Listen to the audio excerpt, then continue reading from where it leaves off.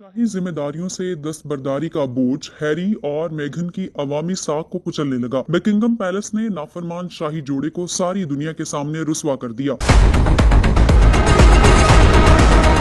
शहजादा Harry और मेघन Markle को मलका एलिजबेथ की आखिरी रसूमात से कबल बकिंगम पैलेस में शेड्यूल सरकारी एशाइये की लिस्ट से निकाल दिया गया। एशाइये में सारा शाही खानदान और सैकड़ों आलमी और मकामी रहनुमा शरीक होंगे, मगर शहजादा हैरी और उनकी अहलिया नहीं।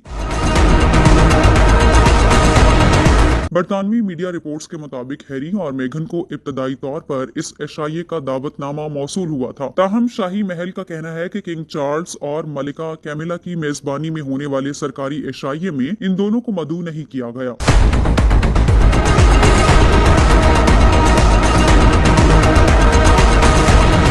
इससे कबल शहजादा हैरी को आनजहानी मलिका की आखिरी रसूमात में फौजी यूनिफॉर्म पहनने से मना कर दिया गया था। ताहम बादशाह की मुदाखलत पर उन्हें शाही रिवायात के मुताबिक खानदान के दीगर अफराद की तरह यूनिफॉर्म पहनने की इजाजत मिली।